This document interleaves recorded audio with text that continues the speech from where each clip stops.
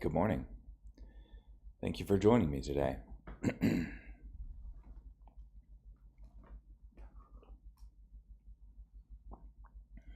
Today we're going to be in Nehemiah, chapter 11, verse 1 through chapter 12, verse 26.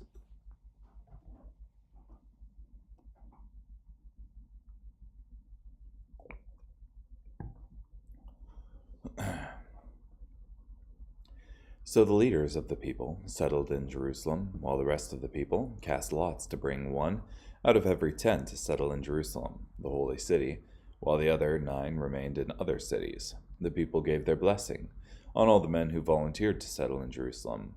These are the provincial leaders who settled in Jerusalem, while other Israelites, the priests, the Levites, the temple attendants, and the sons of the servants of Solomon, settled in the cities of Judah, each on his own property in their cities.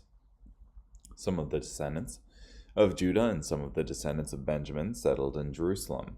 Of the descendants of Judah, Athahiah, son of Uzziah, the son of Zechariah, the son of Amariah, the son of Shephatiah, the son of Mahalalel, from the descendants of Perez, and Messiah, son of Barak, the son of Kolhozah, the son of Haziah, the son of Adiah, the son of Joarib, the son of Zechariah, from the descendants of Shelah. The sum total of the descendants of Perez, who were settling in Jerusalem, was 468 exceptional men. These are the descendants of Benjamin: Salu, son of Meshullam, the son of Joed, the son of Pedaiah, the son of Koliah, the son of Messiah, the son of Ithael, the son of Josiah, and his followers, Gabai and Salai, 928 in all. Joel, son of Zichri, was the officer in charge of them, and Judah, son of Hasanua, was second in command over the city. From the priests, Jediah, son of Joarib, Jachin, Seraiah, son of Hilkiah, the son of Meshullam, the son of Zadok, the son of Meraioth, the son of Ahitub, supervisor in the temple of God, and their colleagues who were carrying out work for the temple, 822, and Adiah, son of Jeroham, the son of Pelaliah, the son of Amzai, the son of Zechariah, the son of Pashur, the son of Malchijah, and his colleagues who were heads of families, 242. And Amashai, son of Azarel, the son of Asaiah, the son of Meshillemoth, the son of Immer, and his colleagues who were exceptional men, 128. The officer over them was Zabdiel, the son of Haggedalam. From the Levites, Shemaiah, son of Hashub, the son of Azrikam, the son of Hashabiah, the son of Buni, Shabbathiah, and Jozabad, leaders of the Levites, were in charge of the external work for the temple of God. Mattaniah, son of Micah, the son of Zabdi, the son of Asaph, the praise leader, who led in thanksgiving and prayer, Bakbukiah, second among his colleagues, and Abda, son of Shammua, the son of Galal, the son of Jeduthun. The sum total of the Levites in the holy city was 284. And the gatekeepers, Akub, Talmon, and their colleagues who were guarding the gates, 172. And the rest of the Israelites, with the priests and the Levites, were in all the cities of Judah, each on his own property. The temple attendants were living on Ophel, and Ziha and Gishpa were over them. The overseer of the Levites in Jerusalem was Uzzi, son of Bani, the son of Hashabiah, the son of Mattaniah, the son of Micah. He was one of Asaph's descendants, who were the singers responsible for the service of the temple of God, for they were under royal orders, which determined their activity day by day. Pethahiah, son of Meshezabel, one of the descendants of Zerah, son of Judah, was an advisor to the king in every matter pertaining to the people. As for the settlements, with their fields, some of the people of Judah settled in Kiriath Arba and its neighboring villages, and Deepen and its villages, and Jekabzeel and its settlements, and Jeshua and Moladah and Beth Pelet, and Hazar Shual, and Beersheba and its villages, and Ziklag, and Mekona and its villages, and Enrimmon, and Zorah, and Jarmuth, Zanoah, Adulam, and their settlements, and Lachish and its fields, and in Azekah and its villages. So they were encamped from Beersheba to the valley of Hinnom. Some of the descendants of Benjamin settled in Geba, Michmash, Ijah, Bethel and its villages, and Anathoth, Nob, and Ananiah, and Hazor, Ramah, and Gittayim, and Hadid, Zeboiim, and Nebalat. and Lod, Ono in the valley of the craftsmen. Some of the Judean divisions of the Levites settled in Benjamin. These are the priests and Levites who returned with Zerubbabel, son of Shealtiel, and Jeshua, Sariah, Jeremiah, Ezra, Amariah, Malach, Hattush, Shechaniah, Rahum, Meremoth, Iddo, Ginnethon, Abijah, Mijamin, Moadiah, Bilgah, Shemaiah, Joarib, Jediah, Salu, Amok, Hilkiah, and Jediah. These were the leaders of the priests and their colleagues in the days of Jeshua, and the Levites, Jeshua, Binnui, Kadmiel, Sherebiah, Judah, and Mattaniah, who, together with his colleagues, was in charge of the songs of thanksgiving. Bakbukiah and Uni, their colleagues, stood opposite them in the services. Jeshua was the father of Joachim. Joachim was the father of Eliashib. Eliashib was the father of Joiada. Joiada was the father of Jonathan, and Jonathan was the father of Jaddua. In the days of Joachim, these were the priests who were leaders of the families of Sariah, Moriah, of Jeremiah, Hananiah, of Ezra, Meshullam, of Amariah, Jehohanan, of Malach, Jonathan, of Shechaniah, Joseph, of Haram, Adnah, of Meremoth, Hilkiah, of Iddo, Zechariah, of Ginnethon, Meshullam, of Abijah, Zichri, of Minjamin, and of Modiah, Pittai, of Bilgah, Shammua, of Shemaiah, Jehonathan, of Joarib, Mattanai, of Jediah, Uzi, of Salu, Kalai, of Amok, Eber, of Hilkiah, Hashabiah, of Jediah, Nethanel. As for the Levites, in the days of Eliashib, Joiada, Johanan, and Jaddua, the heads of families, were recorded, as were the priests during the reigns of Darius the Persian. The descendants of Levi were recorded in the book of the Chronicles as heads of families up to the days of Johanan, son of Eliashib. And the leaders of the Levites were Hashabiah, Sherebiah, Jeshua, son of Kadmiel, and their colleagues who stood opposite them to offer praise and thanks. One contingent corresponding to the other, as specified by David, the man of God. Mattaniah, Bakbukiah, Obadiah, Meshullam, Talman, and Akab were gatekeepers who were guarding the storerooms at the gates. These all served in the days of Joachim, son of Jeshua, the son of Jozadak, and in the days of Nehemiah, the governor, and of Ezra, the priestly scribe.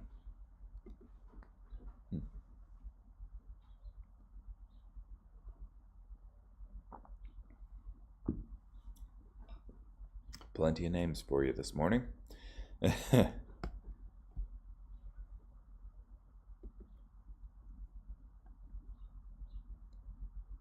Okay, so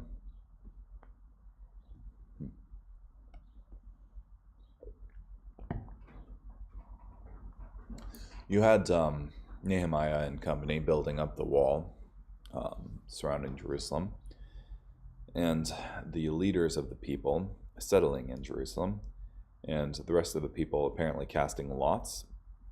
That is essentially kind of gambling, but in a way where they apparently knew whether God was present or not in the decision. So, and along with them, volunteers who settled in Jerusalem. You have a bunch of names of people who ended up going into Jerusalem, which of them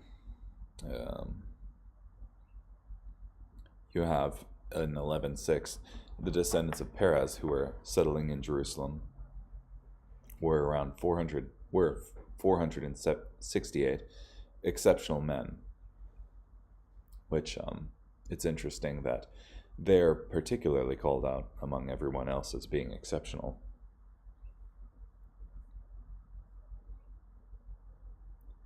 And then you have other people listed outside of Jerusalem.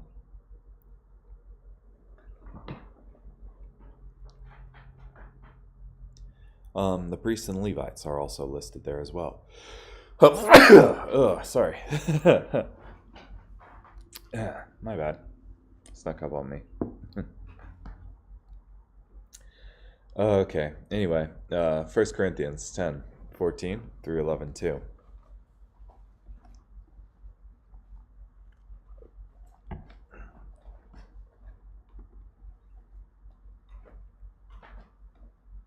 So then, my dear friends, flee from idolatry. I am speaking to thoughtful people. Consider what I say.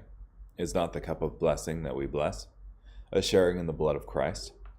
Is not the bread that we break a sharing in the body of Christ? Because there is one bread, we who are many are one body, for we all share the one bread. Look at the people of Israel. Are not those who eat the sacrifices partners in the altar? Am I saying that idols or food sacrificed to them amount to anything? No, I mean that what the pagans sacrifice is to demons and not to God. I do not want you to be partners with demons. You cannot drink the cup of the Lord and the cup of demons. You cannot take part in the table of the Lord and the table of demons. Or are we trying to provoke the Lord to jealousy? Are we really stronger than he is?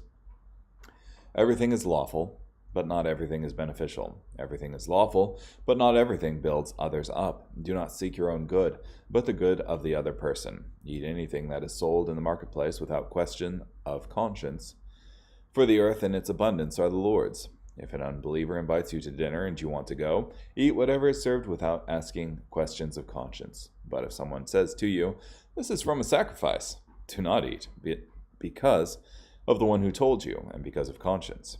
I do not mean yours, but the other person's. For why is my freedom being judged by another's conscience? If I partake with thankfulness, why am I blamed for the food that I give thanks for? So whether you eat or drink, or whatever you do, do everything for the glory of God. Do not give offense to Jews or Greeks, to the church of God. Just as I also try to please everyone in all things, I do not seek my own benefit, but the benefit of many, so that they may be saved. Be imitators of me, just as I also am of Christ. I praise you, because you remember me in everything and maintain the traditions just as I pass them on to you.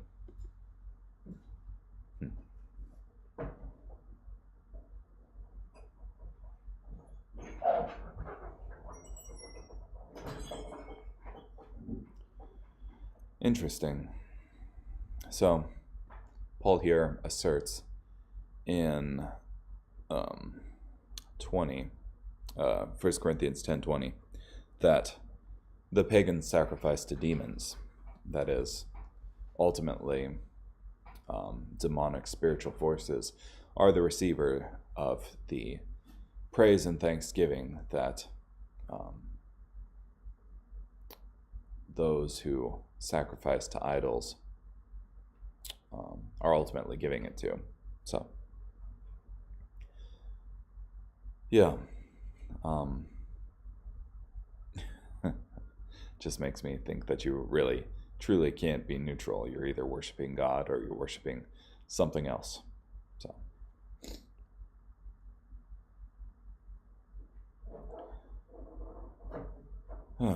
yeah, and more highlighting of the importance to, rather than selfishly try to only please yourself, to think higher than that for the community of the Lord. So, carrying on, Psalm 34, verses 11 through 22. Come, children, listen to me. I will teach you what it means to fear the Lord. Do you want to really live? Would you love to live a long, happy life? Then make sure you don't speak evil words or use deceptive speech. Turn away from evil and do what is right. Strive for peace and promote it. The Lord pays attention to the godly and hears their cry for help, but the Lord opposes evildoers and wipes out all memory of them from the earth. The godly cry out, and the Lord hears. He saves them from all their troubles. The Lord is near the brokenhearted. He delivers those who are discouraged. The godly face many dangers, but the Lord saves them from each of them. He protects all his bones, not one of them is broken. Evil people self-destruct. Those who hate the godly are punished. The Lord rescues his servants. All who take shelter in him escape punishment.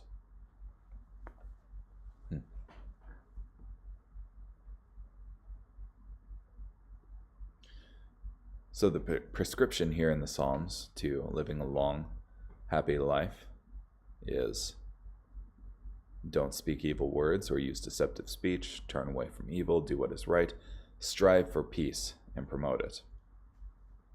Which, that's an interesting word for the verb that strive. striving for peace.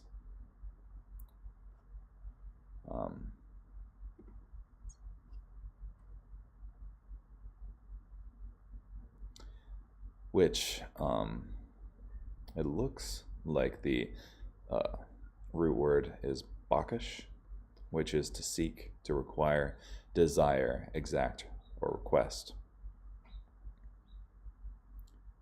To strive after in Strong's. So, seems like something one should earnestly seek after. So, pretty cool. Proverbs 21, verses 14 through 16. A gift given in secret subdues anger, and a bribe given secretly subdues strong wrath. Doing justice brings joy to the righteous, and terror to those who do evil. The one who wanders from the way of wisdom will end up in the company of the departed. So, is Proverbs advocating for, bribes will give you, will get you where you need to go. In verse 14 here, a gift given in secret subdues anger, and a bribe given secretly subdues strong wrath. No, because elsewhere it says don't pervert justice. But it is showing the efficacy of such things, which,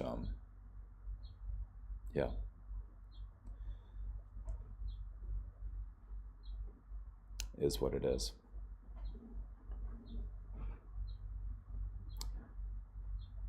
Yeah. So, and it is counterposed by verse 15 even. Doing justice brings joy to the righteous and terror to those who do evil. So, it's good to have justice done. So, okay, well, thank you for joining me today. Hope you have a great day. Bye.